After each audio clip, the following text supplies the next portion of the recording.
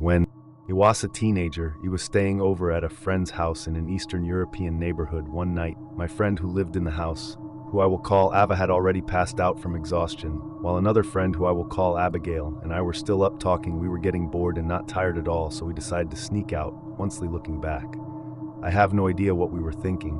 Our plan was simple. We would walk straight, follow the road, and get to the town's river west darted out, and noon else was awake. The neighborhood was dead quiet. We didn't have much of a plan after the river. I just figured we'd hang out there for a bit, talk about boys, and maybe even smoke a cigarette. That's exactly what we did when we reached the park near the river. We found a secluded spot, leaned against a swing set, and lit up a cigarette to share. We barely noticed the time passing, and must have been the reality while at some point he noticed near the entrance of the park. A middle-aged man was standing there just staring at us. We had already on him since he was also smoking a cigarette. But as she started walking towards us, my stomach dropped. I whispered to Abigail that this was probably not a good thing and nudged her to stand up so we could leave immediately. Wes started walking quickly, but not obviously running. We tried to pretend like we weren't panicking and that we were just leaving normally. I kept glancing over my shoulder to see if the man was still following us, but it wasn't. Instead, he just turned around and got into a wide van that had been parked nearby. That made me nervous too, because it looked like he was waiting for us to leave. I noticed the van had pulled out and was following us from a distance. It wasn't close, but it was enough for me to feel uncomfortable. We'd been walking for what felt like forever, but I thought that we were close enough to Ava's house by now. Abigail, who had been leading the way, suddenly whispered, "Tell me that we were loosed." Neither of us lived in or knew the neighborhood too well, and we had no idea where Ava's house was. Now we had no idea where we were. I thought that we had been heading in the right direction, but everything looked unfamiliar. Now every corner we turned seemed to lead to more confusion. We kept walking, turning down random roads, shopping to find something familiar. But the more we searched, the worse. I kept thinking about the van, which was still following us at a distance. We knew we had made a huge mistake. And as we walked, we tried to figure out our next plan of action. Finally, to our surprise, we saw a familiar figure in the distance. It was Ava's dad. He was standing at the end of the street, looking angry but relieved at the same time. He had a flashlight with him and had been clearly searching for us. Hadn't give us much of a chance to explain before he practically dragged us back into the house. We were both shaken up, and Torgue got the lecture of a lifetime from his dad. But honestly, I was just glad that we were safe. Looking back now, I can't help but feel like we had a guardian angel watching over us that night. Luckily, Ava had woken up in the middle of the night to see that we were gone, and I decided to tell her dad. I guess she was very worried because she knew we had been gone a while. Since our beds were cold, it could have ended so differently. The man from the park who was following us in the van never got any closer. He might have been waiting for us to stop or something. I don't even want to think about what might have happened if we hadn't been rescued and just kept walking around with that van following us that night. We learned the hard way not to play around with things like that. I still think about it sometimes and wonder how close we all were to something much worse back in when I was in high school. I was very good with my hands and worked jobs like construction, demolition, flooring, and auto mechanics. Some of the jobs I did was working for a guy doing remodeling projects like restaurants, bars, retail shops, and projects. I went to school during the day, of course, and would sometimes work after school or weekends for the guy I worked for. It wasn't uncommon for him to leave me alone at a site and have a list of things for me to do alone. Mostly demolition work. He picked me up on Saturday morning as I didn't have a car license yet, so he would pick me up and drive me to sites for work and then leave me alone there. I rarely worked with his other crews as they were the more skilled laborers, so I would tear up the place before the main crew would come in and do all their modeling. Here's the part that was my major downfall to this story. I didn't pay attention to where we were going. I was too busy talking to him, and I think we were talking about cars or something. It took a long time to get to the site, and as we drove up, it was in the middle of nowhere in the Mojave Desert. I knew we left the highway and went down a few other two-lane highways for a long distance. But I had no idea where we were. I had a big jug of water with me because the water to the house I would be working at was off. When we pulled up to the house, I pulled all my tools out of the truck before he left, and he then drove to another site that he would be working on and told me that he would be back to pick me up at about 5 or 600 people needed to do. That was always his way of saying, "I'm only paying you till this time, so you better get everything done by." It was never unfair, and we always had a good understanding on time and tasks. He drove away, and I was at this property all alone. I walked into the house, and it was mostly empty. My job was to remove all the remaining furniture, contents, and appliances, remove all the flooring, gut the kitchen and bathroom, and remove all the wood paneling. I was used to being on sites alone and working all night. And this was in the daytime on a Saturday, but the house kind of gave me the spooks. The house was old, dark, musty, and kind of cool inside, the kind of cool that gives you the goosebumps. I started removing all the junk from the house. As I normally did on a project, it tore up all the flooring next, and to my delight, everything seemed to come up with ease, and it was rip, cut, and tis. It took a big demo hammer to the kitchen, and to raid apart in less than an hour, I ended up using the big jug of water that my boss had given me to wash my hands and face periodically, so by late afternoon, I was down to my last drink and had already ate everything I brought, now Ori's though, because I would be getting picked up in a couple of hours. I finished all my tasks and even swept the entire places so the next crew could get right to work later that week. At that time of year when I was out there, it wasn't a typical hot desert day, but you know, in the desert, as soon as the sun goes down, it starts to cool rapidly. I had a flannel shirt, but that wasn't enough, and it was starting to get dark. My ride was running late, so all I could do was wait. This was the time before cell phones were common, and there was no electricity, water, or phone service in the house. I climbed up to get at the top of the roof of the house to get a better look to see if I could see something in the distance miles down as Mahler Road. He saw a few homes, but those homes were all dark. My first thought was to hike down to a neighbor's house and ask them to use a phone. I didn't want to leave though, in fear of missing my ride, especially since it didn't look like anyone washed homes and no lights were on in any houses. I started to think about my options as darkness approached fast. My options were either to stay at the house until morning, hike what little water I had a few miles in the dead night, or wait until early morning and hike out there to some sort of civilization. I decided my best option was to just stay and hope that my ride would show up. It also suddenly occurred to me that noon knew where I was, except my boss. I don't know if he told anyone else where I was either. My family wouldn't miss me until maybe Sunday night because they knew me and how much I would work, and they never worried about me not coming home as full darkness was all around me. I didn't have a flashlight or any way to make a fire, but luckily the moonlight was bright. It was getting cold outside, so I went back inside the empty, creepy house that somehow seemed even more creepy when mostly empty. At about 8 of a little light and noise started to die. I grabbed an old wooden chair and just sat in the living room of this house doing absolutely nothing except waiting. I started to hear the wind and odd noises, which I assumed were animals in the distance. It started to shiver from the cold, and my mind might have started to play tricks on me. These saw shadows moving outside and inside the house. I also started to hear someone talking, like whispers or something. I was sure was going crazy and got up from my chair and yelled out hello. Just as I did, I heard something fall on the other side of the house. I had enough of this creepy houses, so I went to go outside again, at least in the moonlight. I could see better off in the distance. I heard noises and saw movement, but couldn't make out anything. I had a pile of tools by the edge of the house ready for when my boss picked me. So I ran over there and grabbed a heavy pry bar. I was ready to defend myself for whoever was out there. I had to keep moving because my undershirt and flannel shirt were not enough to keep me warm. The wind was also starting to pick up, and as far as I could see, there was no lights around me. I didn't want to try to make it up on the house again, out of fear of falling in the dark, but I got up on top of the gate just to try to gain a little bit of hype to see if I could see some house lights nearby, or Carl. My mind went to the stories that circled around at the time about people who would come up to the Mojave Desert and bury bodies, how there were evil groups out there, and how people would go missing for no reason. Every noise had me one gene, and every shadow had my heart pounding. I knew noon was in the house, but I was sure I could hear noises from inside. I huddled up on the front porch for warmth, looking in the living room window, expecting to see someone at any moment. By around 11 p.m. I looked at my watch, thinking this was going to be a long night, as all this stuff only happened since it got dark. I didn't know how I was going to make it for another 6 hours until daybreak, closer to midnight. I was wide awake. My eyes were only fixed on the dirt road, thinking that any time now car would come down and maybe they could help me. I remember casually turning around to look back to the house because all this time I kept the airing noises, but it told myself as a raider, some animal. A shadow of a person moving from the kitchen to down the hall. I jumped up from sitting and started backing my way to the porch, away from the house. As I was backing up, it tripped over the debris pile and fell down on the ground. I tried to get up, but fell again. It was like something pushed me down, or my imagination, but all of a sudden these bright lights were coming closer to me as I was laying on the ground. I saw my boss standing above me with a flashlight, wondering what I was doing on the ground. I was just so glad to see him. I wasn't mad. I just asked him what happened. He said that he was sorry, but had thought the other crew was coming to get me, and they thought that was coming, so no one actually came. He said it wasn't until later.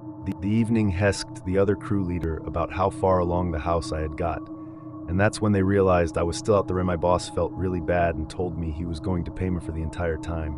I was out there, he was driving me home. I asked about the house and told him how creepy it was. He said he didn't have any information on the house and only just knew what we were supposed to do. I don't know if I was going delusional or something, but that time spent out there by myself, lost in the middle of the desert at night, was the scariest night of my life. What was so weird is I never saw any headlights of a car approaching. My only memory of being rescued was seeing my boss standing over me with his flashlight. I'm not exactly sure what happened that night, but it was so creepy. After that, I made sure to always keep extra batteries, a flashlight, and double the amount of liquid with me. I've been hiking for a few years now, and one evening I went thick for, which I considered my favorite. It's well known for its beautiful views, and I had planned on a simple evening hike. I wasn't expecting it to take too long, so I didn't bring much, just water, a few snacks, and my phone. As the evening went on, the weather turned cooler, the sun was dipping lower in the sky, and I knew it would be getting dark soon. I had planned to stick to the main path, but I decided to take a shortcut that would get me back to the car a little faster. I done it before without issue. This time thought the shortcut led me into unfamiliar terrain. The woods were denser here. Daylight was fading quickly, and I had to have made a wrong turn or missed a turn at sun at first. I didn't panic because I thought I could still find my way, but as I kept walking, I realized I didn't recognize anything. The path was barely a trail. Now just some faint markings in the dirt that I could barely follow. My phone had no signal, and when I'd ride, calling for help, it just showed that dreaded no service message. It was already getting darker, and I wasn't sure where I was anymore, right? As it was getting dark. Is all an old shack up ahead of me. It looked abandoned, like it hadn't been used in years, but it also didn't look like it had fallen apart. The door was slightly open and nobody was inside. So I decided to go in. It seemed like a strange thing to find out here, but at that point, I didn't have many options. I figured I could use it for shelter for the night until morning when I could see the woods better. The shack was small with old wooden walls. There were some broken furniture, a dusty table, and a few old crates scattered around on the carpet that covered the ground. It wasn't much, but it was better than sitting outside in the dark. I locked the door behind me and settled into the corner with my bag as a pillow laying on top of the carpet so that I had at least a little padding. Around midnight, I began hearing noises. It was faint, but there were noises now and then coming from below the shack. At first, I thought an animal had made its home under the shack, but as the night went on, I heard a lot of different noises, some louder scrapes or just overall rustling around. I was confused but tried to ignore the faint noises as I drifted in and out of sleep throughout the night. It all came together for me when suddenly I heard loud steps ascending towards me in the middle of the night. There was a lower level below me, like a bunker in the ground. As the steps worked their way towards me, I felt a slight push below. I realized I was laying right over the entrance to down below, which must have been a trap door below the carpet that I was laying on. I shouted out hello kind of out of instinct and didn't know what else to do. Whoever was below, metering to open the door, frantically ran back down the stairs. A few moments later, I heard someone scrambling away into the woods, making a noise. Ace they went. I was a little worried that the person might come back, but I wasn't going to find the trail in the middle of the night, so I stayed and spent the rest of the night huddled up in the shack, hoping that the morning would come soon. In the morning, before I left the shack, I tried to open the trapdoor below the carpet, but it was locked and I couldn't find any other entrance to the bunker below. There had to be another entrance, because whoever was down there had taken off into the woods earlier that night from a different exit, but it was well hidden because I didn't see it. I made my way back to the hiking trail. Easily, it was easier to figure out where I was going in the daylight, and after a few hours, I was back at the parking lot.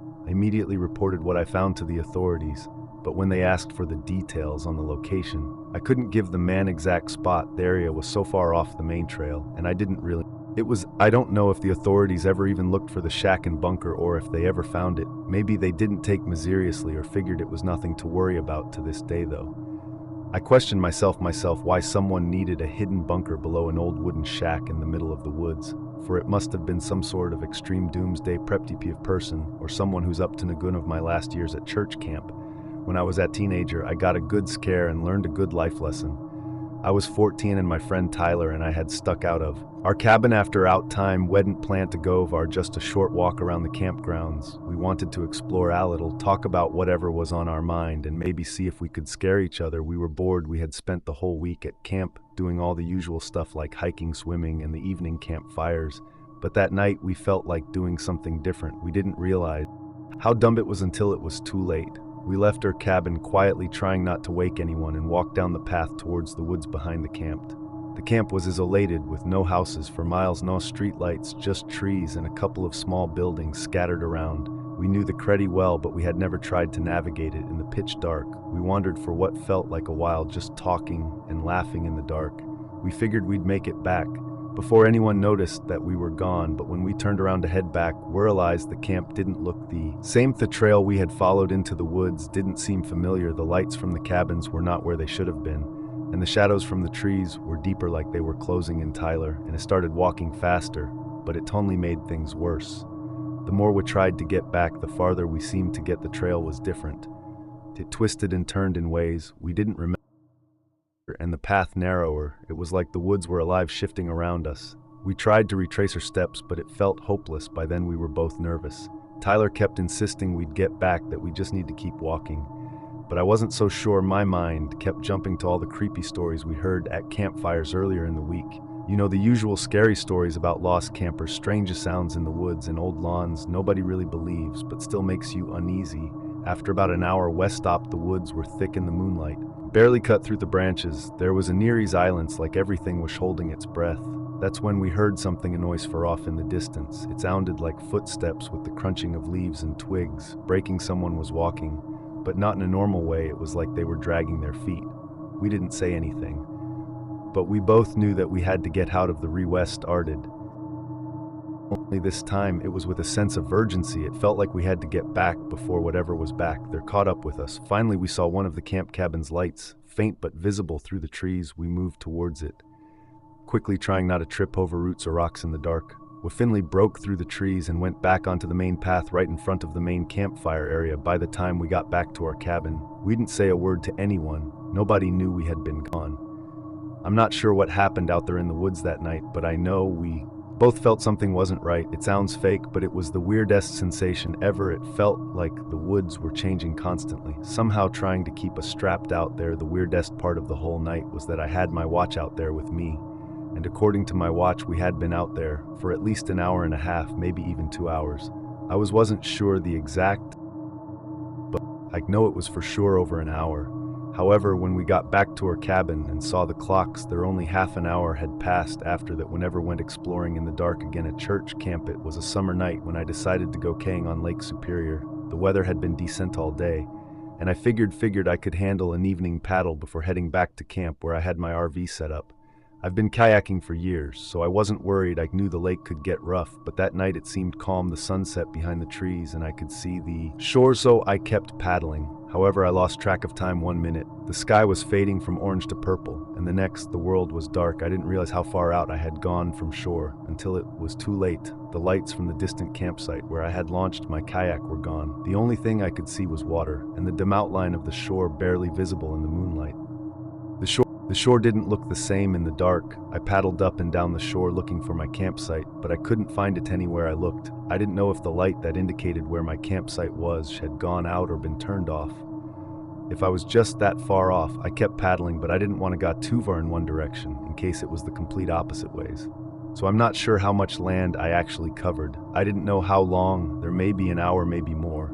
But the more time passed, the more my mind played tricks on me. Every wave felt bigger than the last. Every gust of wind felt like it was pushing me farther out away from the shore. I had to work hard to stay near the shore, and I was scared. It thought about the weather turning and getting caught in a storm or something like that. I was shaking, even though it wasn't that cold yet. The fear was making it worse after what felt like forever. I finally saw something alight. It was the first light I had seen the whole time since I had been out on the water. I paddled towards it, as hard as I could, and was sore relieved to be out of the water. The light ended up being the house of an elderly couple who'll stay the night. I'm so grateful to the man, glad that they took me in without a problem. I had ended up a whole 12 miles from where my campsite was. I have no idea how that happened. It thought I'd been staying pretty close to the same spot, but I guess I had really gone the complete opposite direction in the 3+ hours I was out. There, ironically enough, the next morning, the easiest way to get back to my campsite with my kayak was just to paddle back during the light of day, and with the help of directions from the elderly couple, I was able to make it back to my campsite with no problems. I don't know what I would have done if I never found a house and a place to stay for the night. The only options were to just keep paddling my kayak or sit out there until morning. I guess that night was the most exhausted I've ever been in my life because of all the paddling. I did still kayak in many locations on Lake Soup. Riorbub more careful now, and I don't usually go out at night anymore.